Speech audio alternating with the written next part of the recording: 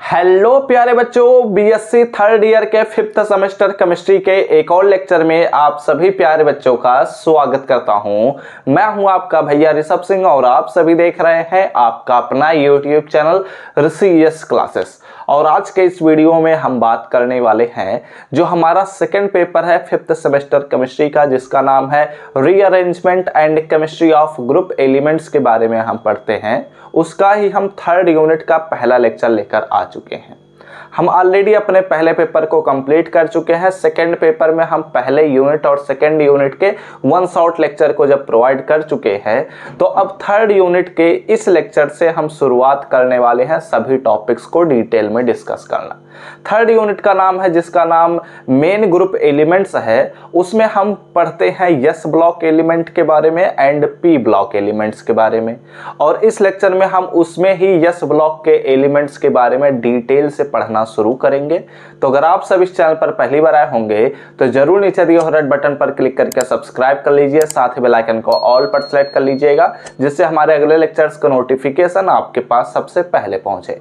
ठीक है, चलिए एक एक करके शुरुआत करते हैं। बात करते हैं सॉरी मेन ग्रुप एलिमेंट्स के बारे में। ठीक है, मेन एक काम करता हूं, मैं थोड़ा बड़ा बड़ा लिख देता हूं। एक तो यह हमारे पास जो चैप्टर थर्ड है, या फिर मैं कहूं यूनिट थर्ड जो है, उसका नाम है मेन ग्रुप एलिमेंट्स।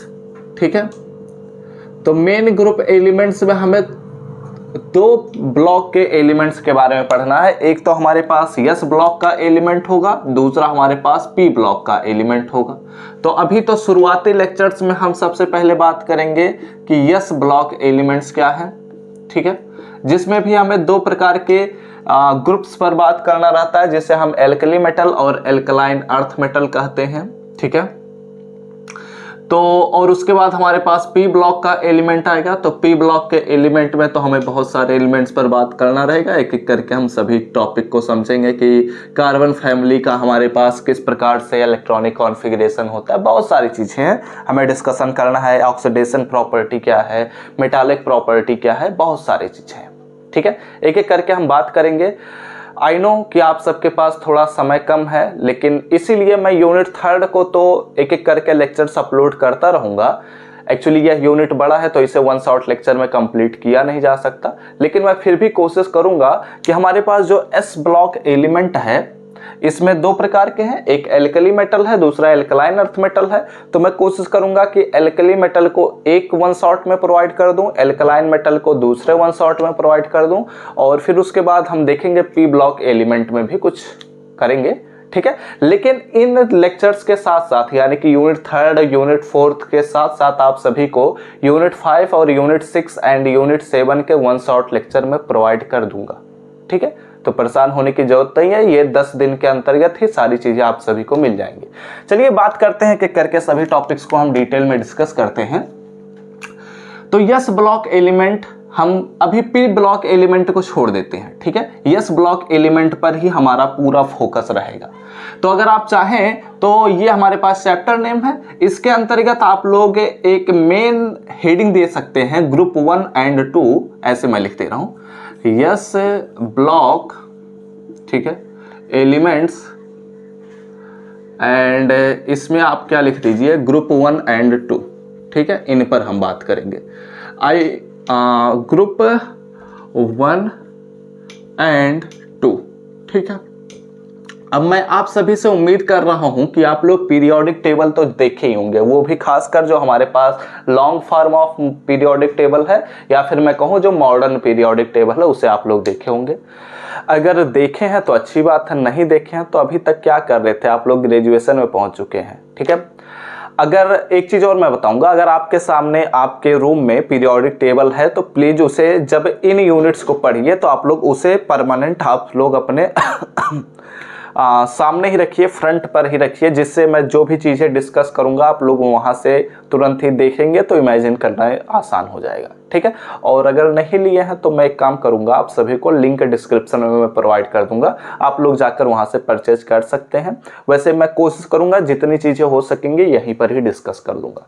ठीक है, तो चलो एक एक करके बात करते हैं। देखो, सिंपली समझना कि अगर हमारे पास यस ब्लॉक एलिमेंट्स पर बात करी जा रही है तो इसका सिंपल सा मीनिंग ये हुआ कि हमारे पास ऐसे एलिमेंट्स जिनका जो लास्ट इलेक्ट्रॉन होगा, मैंने क्या बोला, ऐसे एलिमेंट जिनका जो लास्ट इलेक्ट्रॉन होगा वह उसके यस ऑर्बिटल में, या फिर मैं कहूं कि अगर वह एस सबसेल में फिल हो रहा है, यस सबसेल, ठीक है, यस सबसेल मैं कह सकता हूं, या फिर आप इसी को ही कह सकते हैं यस ऑर्बिटल में, ठीक है। अगर फिल होता है किसी भी एलिमेंट का लास्ट इलेक्ट्रॉन अगर यस सबसेल या फिर यस ऑर्बिटल में फिल होता है तो ऐसे ही एलिमेंट को ही हम कहते हैं यस ब्लॉक एलिमेंट। अगर यही लास्ट सेल का इलेक्ट्रॉन जो है वो अगर हमारे पास पी ब्लॉक अगर पी ब्लॉक में या पी सबसेल में या पी ऑर्बिटल में फिल होता तो उसे हम कहते हैं पी ब्लॉक एलिमेंट। अगर ऐसे ही डी सबसेल में फिल होगा तो उसे हम कहेंगे डी ब्लॉक एलिमेंट, जिसे हम यूनिट 4 के अंतर्गत पढ़ेंगे। ऐसे ही अगर हमारे पास एफ ब्लॉक एलिमेंट भी आएगा जिसे हम यूनिट 5 और यूनिट 6 यानी कि लैंथेनाइड्स एंड एक्टिनाइड्स के अंतर्गत पढ़ते हैं, ठीक है।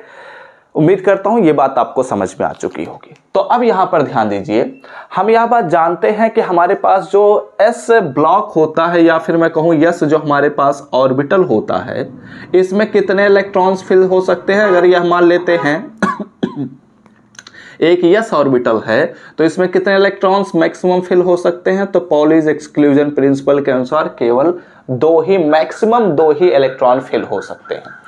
तो अगर इसके अकॉर्डिंग बात किया जाए तो एक ऐसा भी ऑर्बिटल होगा जिसमें हमारे पास केवल एक ही इलेक्ट्रॉन फिल होगा, ठीक है, एंड एक ऐसा भी ऑर्बिटल होगा जिसमें हमारे पास 2 इलेक्ट्रॉन फिल होंगे। तो इस प्रकार हमारे पास 2 इलेक्ट्रॉनिक कॉन्फ़िगरेशन मिलेंगे, 2 प्रकार के इलेक्ट्रॉनिक कॉन्फ़िगरेशन मिलेंगे जिसमें हमारे पास NS1 बनेगा, NS2 बनेगा। Okay, are you getting my point. तो जिस भी मतलब जो भी एलिमेंट्स हमारे पास NS1 इलेक्ट्रॉनिक कॉन्फ़िगरेशंस को शो करते हैं इन्हें हम कहते हैं एल्कली मेटल्स। क्या कहते हैं? एल्कली मेटल्स इन्हें कहा जाता है, ठीक है। और ये जो हमारे पास एलिमेंट्स होते हैं ये हमारे ग्रुप 1 के एलिमेंट्स होते हैं, ठीक है। पीरियोडिक टेबल में देखेंगे तो आप जब देखेंगे तो उसका जो लेफ्ट हैंड साइड का एकदम पहला जो हमारे पास ग्रुप 1 होता है, जो पहला ग्रुप होता है उसी को ही हम ग्रुप 1 कहते हैं और उसे हम कहते हैं एल्कली मेटल्स। और वो उनके जो इलेक्ट्रॉनिक कॉन्फ़िगरेशन होते हैं वो NS1 होते हैं, जिसमें हमारे पास हाइड्रोजन आता है, लिथियम आता है, ठीक है। हाइड्रोजन मतलब ऐसे ही कहते हुए हम बात कर लेंगे, अभी हम सारी चीज़ों को एक क्या कहते हैं, जैसे अगर बात किया जाए तो अगर सभी एलिमेंट्स को अगर हम लिखना चाहें तो उन्हें याद करने के लिए कुछ ट्रिक होते हैं, उन्हें हम डिस्कस भी कर लेंगे, ठीक है। यहाँ पर हम उन चीज़ों पर अभी नहीं बात कर रहे हैं क्योंकि अभी सारी चीज़ें बड़ी हो जाएंगी, ठीक है। तो धीरे धीरे करते हुए समझेंगे तो सारी चीज़ें समझ में आ जाएंगी।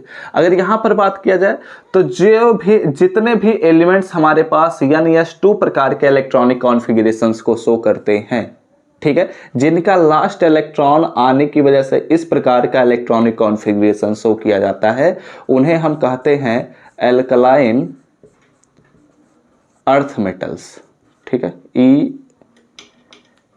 EARTH अर्थ मेटल्स, ठीक है। एल्कलाइन अर्थ मेटल्स कहते हैं इन्हें, ठीक है। एंड ये जो हमारे पास एलिमेंट्स होते हैं ये ग्रुप 2 के एलिमेंट्स होते हैं, ठीक है। तो ये भी ध्यान रखिएगा, ये कौन से एलिमेंट्स होते हैं, ये ग्रुप 2 के एलिमेंट्स होते हैं, ठीक है। तो ये थोड़ा ध्यान रखिएगा, ये ग्रुप 1 के एलिमेंट्स होते हैं, ये ग्रुप 2 के एलिमेंट्स होते हैं। अभी इन्हें हम कुछ ट्रिक की सहायता से भी याद करेंगे कि कौन कौन से एलिमेंट हैं, जैसे हेलिना कर, रफ्से फरियाद, बेटा मांगे, कार स्कूटर, बाप राजी, ये सारी चीजें हम डिस्कस करेंगे, परेशान होने की जरूरत नहीं है, ठीक है। तो इतनी चीजें आपको समझ में आए, कोई दिक्कत परेशानी की बात नहीं है। तो हम देखो बच्चों, इस लेक्चर को खत्म करते करते हम NS1 प्रकार से ही सारी चीजों पर बात करेंगे, यानी कि हमारा जो यह लेक्चर का जो सब हेडिंग मैं कह सकता हूं वो है एल्कली मेटल्स, या फिर मैं कहूं ग्रुप 1 का एलिमेंट्स को हम डिस्कस करेंगे, ठीक है। ये जो हमारे पास ग्रुप 2 है इसे हम आगे के लेक्चर्स में कंटिन्यू करेंगे। हम इस लेक्चर में इसके बारे में समझ चुके, इसके हम इलेक्ट्रॉनिक कॉन्फ़िगरेशंस के बारे में बात करेंगे। वैसे मैंने सोचा था कि इसमें हम डायगोनल रिलेशनशिप को भी डिस्कस कर लेंगे, लेकिन देखते हैं अगर हो जाता है, चीज़ें आ जाती हैं इसी लेक्चर में तो उन्हें भी डिस्कस कर लेंगे। अदरवाइज इसमें तो हमें बहुत सारे फिजिकल प्रॉपर्टीज़ पर हमें बात ही करना है, केमिकल प्रॉपर्टीज़ पर भी बात करना है, ठीक है।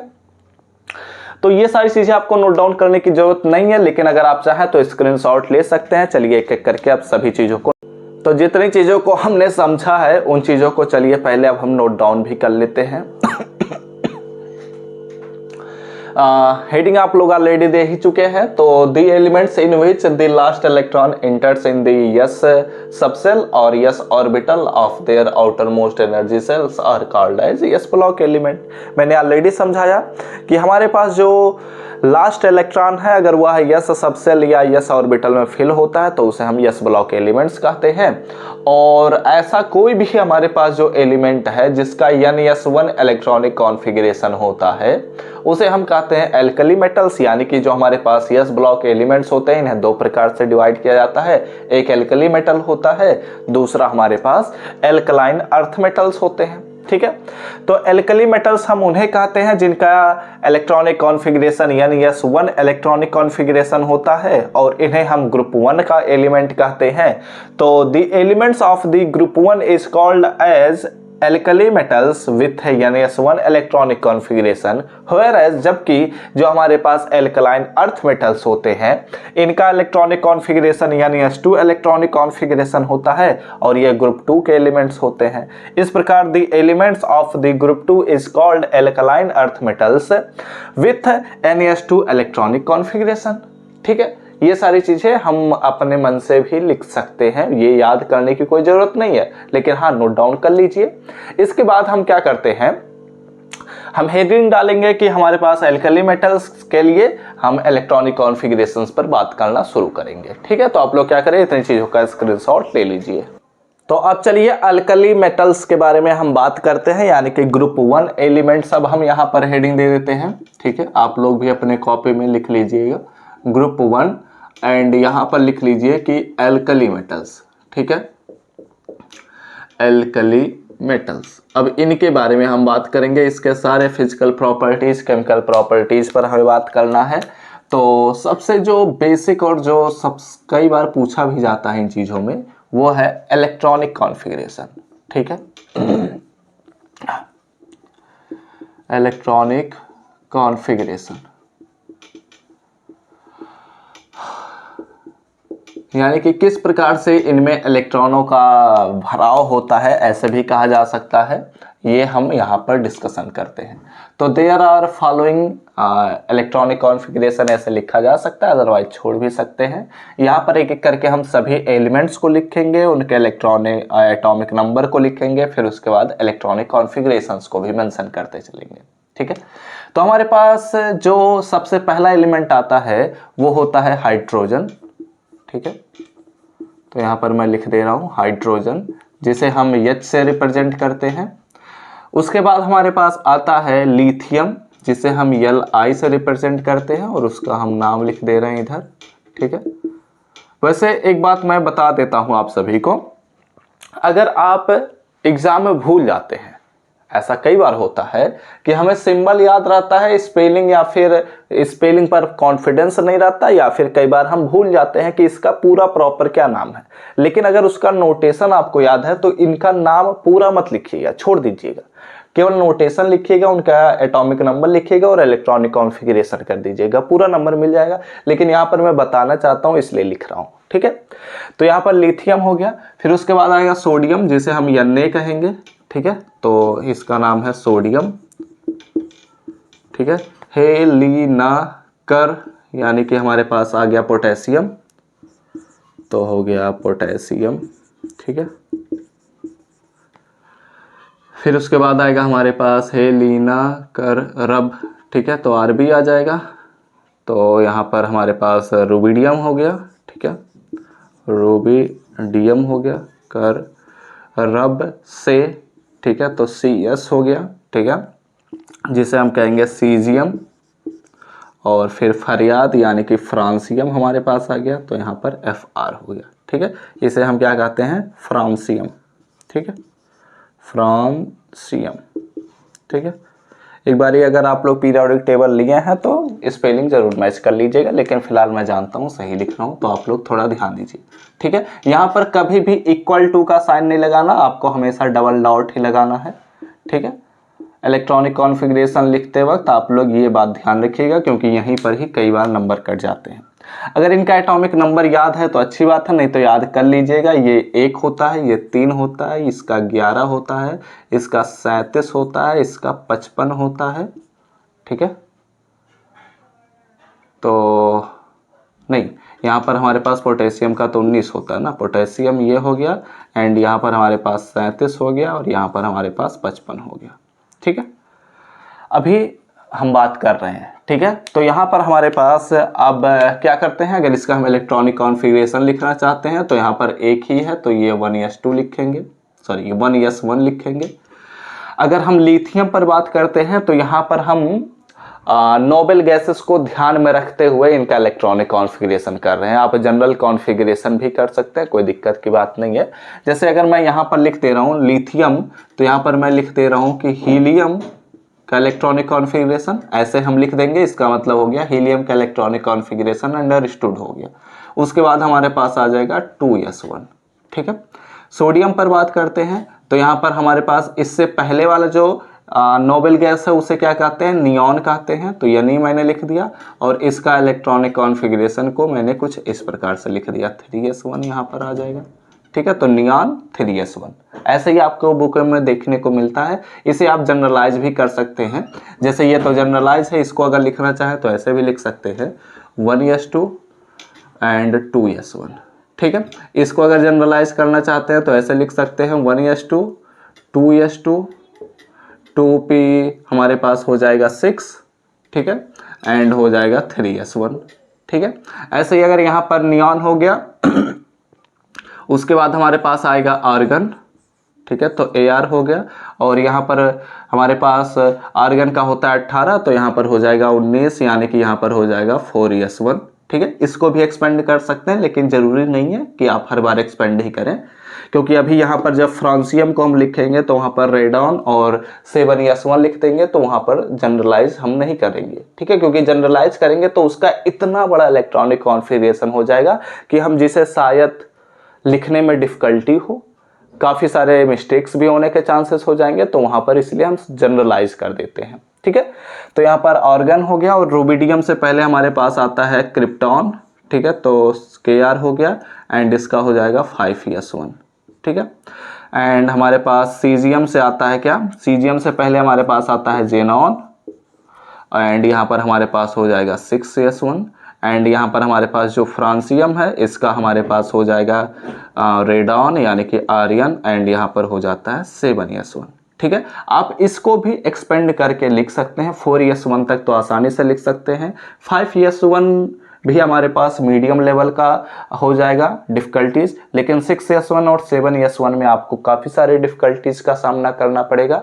तो अगर आप लिखना चाहें, आप जानते हैं, आप अपने आप को मानते हैं, तो आप लोग लिख सकते हैं, कोई दिक्कत की बात नहीं है। ठीक है, मैं फिलहाल उस चीज़ को नहीं प्रेफर करूँगा, लेकिन आप चाहें तो लिख सकते हैं, क्योंकि मैं लिखूंगा तो स्पेस भी कम पड़ जाएगा और टाइम भी लगेगा, तो टाइम टेकिंग प्रोसेस को कम करते हैं। ठीक है, तो आप लोग क्या करिए, ये हमने इलेक्ट्रॉनिक कॉन्फ़िगरेशन को मेंशन कर दिया, आप लोग क्या करिए इतनी चीज़ों का स्क्रीनशॉट ले सकते हैं। एक मिनट, यहाँ पर मैंने तो फ्रांसियम का लिखा ही नहीं ना, यहाँ पर इसका क्या होता है, 87 होता है ना।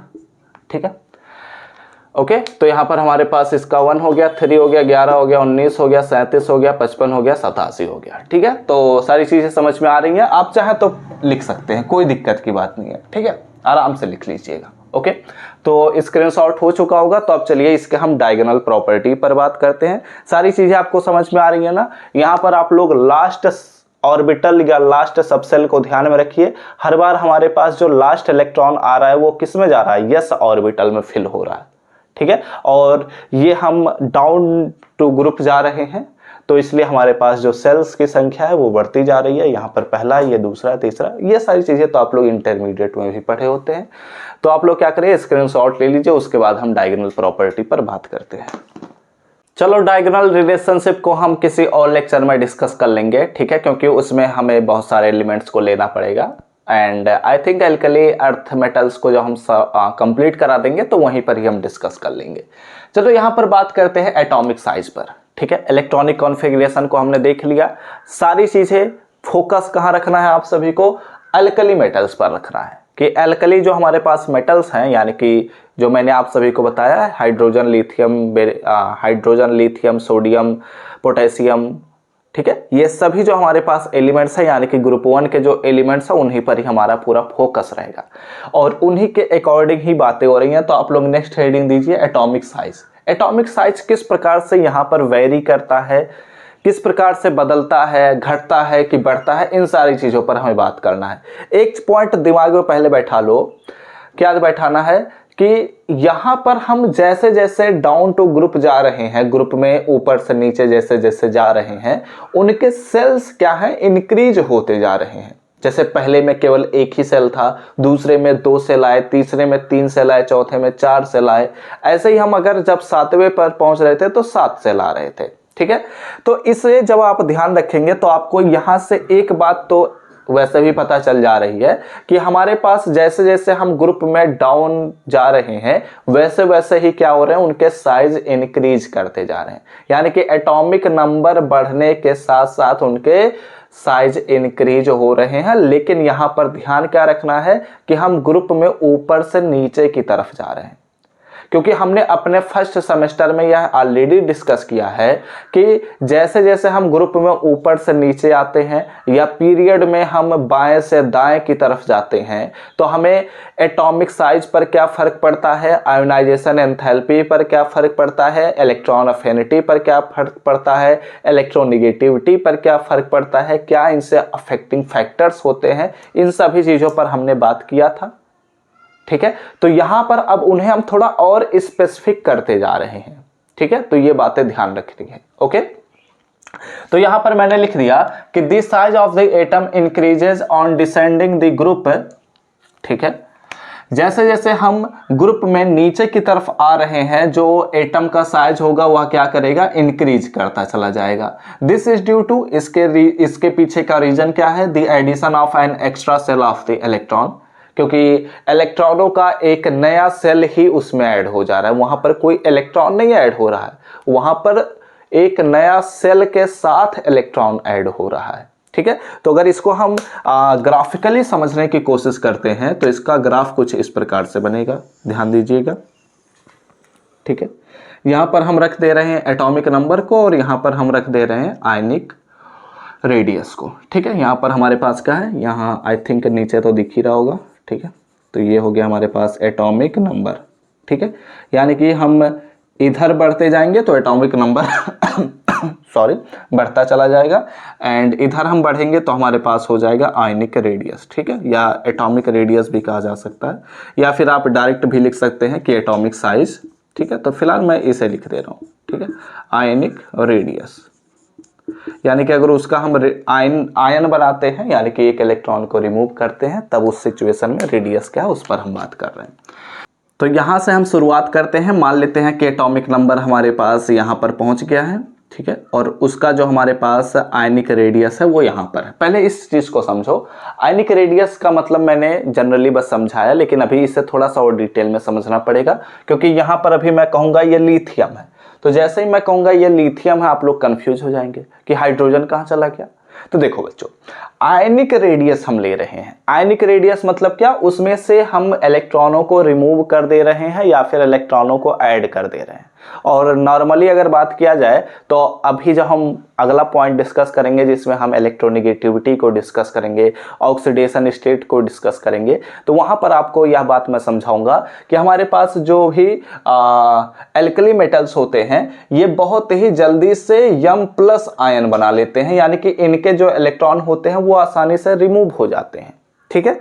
और एक बात और ध्यान रखिएगा, हम एल्कली मेटल्स तो सभी को कह रहे हैं, लेकिन एक्चुअली जो हाइड्रोजन उसमें होता है उसे हम एल्कली मेटल्स के कैटेगरी में नहीं रखते हैं।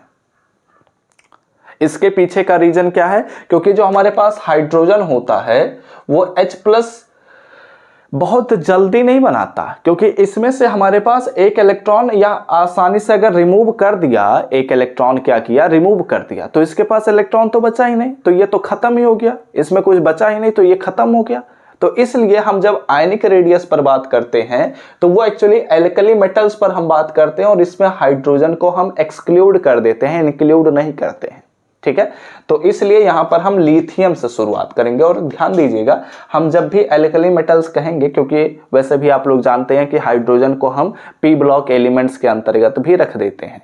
ठीक है, जो मॉडर्न पीरियोडिक टेबल है उसमें देखेंगे तो आपको देखने को भी मिलता है।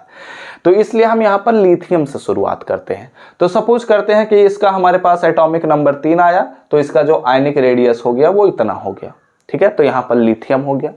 अब इसके बाद हम देखते हैं एक्सपेरिमेंटली कि लिथियम से जब हम सोडियम की तरफ जाते हैं तो उसका एटॉमिक नंबर इंक्रीज हुआ, उसके साथ साथ आयनिक रेडियस भी इंक्रीज होता है। ठीक है, लिथियम से सोडियम तक हम पहुंचे, सोडियम से पोटेशियम तक हम पहुंचे, यानी कि एटॉमिक नंबर इंक्रीज किया, आयनिक रेडियस भी इंक्रीज किया। लेकिन जब हम पोटेशियम से रुबिडियम तक पहुंचते हैं तो अब इतनी तेजी से वहां पर साइज जो होता है वो इंक्रीज नहीं होता, बल्कि वो बहुत ही धीरे इंक्रीज होता है।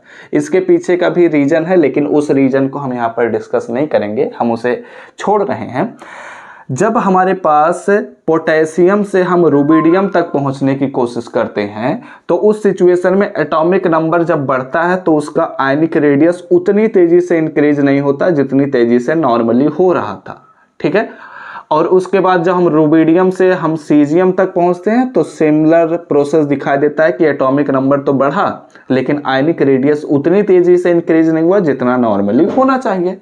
तो ऐसे ही हम फ्रांसियम पर भी बात करते हैं, लेकिन फ्रांसियम को हम एक्सक्लूड करेंगे यहाँ पर, क्योंकि वहाँ पर हमारे पास लैंथेनाइड F ब्लॉक के एलिमेंट्स इंट्रोड्यूस हो जाते हैं, तो उसके लिए वहाँ पर दूसरा ग्राफ बनना शुरू हो जाता है। ठीक है, तो इसलिए हम उसे छोड़ देंगे। तो यहाँ पर हमारे पास शुरुआत किससे हो रही है? लिथियम से। यहाँ पर हमारे पास हो गया सोडियम, यहाँ पर हमारे पास हो गया पोटेशियम, और यहाँ पर हो गया रुबिडियम, एंड यहाँ पर हो गया हमारे पास सीजियम। ठीक है, तो एटॉमिक नंबर जैसे जैसे बढ़ता चला जाता है उसके आयनिक रेडियस जो होते हैं वो इस प्रकार से इंक्रीज करते हैं। इसमें ये बात ध्यान रखनी है। ठीक है, उम्मीद करता हूँ ये बात आपको समझ में आ रही होंगी। ध्यान रखिएगा, यहाँ पर हम जैसे जैसे आगे पढ़ते चलेंगे आप लोग कई बार कंफ्यूज भी होंगे, क्योंकि हर एक फैक्टर जो है वो ऐसा दिखेगा कि यहाँ पर काम कर रहा है, लेकिन एक्चुअली में काम कर ही नहीं रहा होता है। ठीक है, तो यहाँ पर कंफ्यूजन क्रिएट होता है, खासकर इनऑर्गेनिक केमिस्ट्री में। तो फिलहाल आप लोग क्या करिए, इतनी चीज़ों का स्क्रीनशॉट ले लीजिए, उसके बाद चलिए हम बात करते हैं इसके ऑक्सीडेशन स्टेट पर।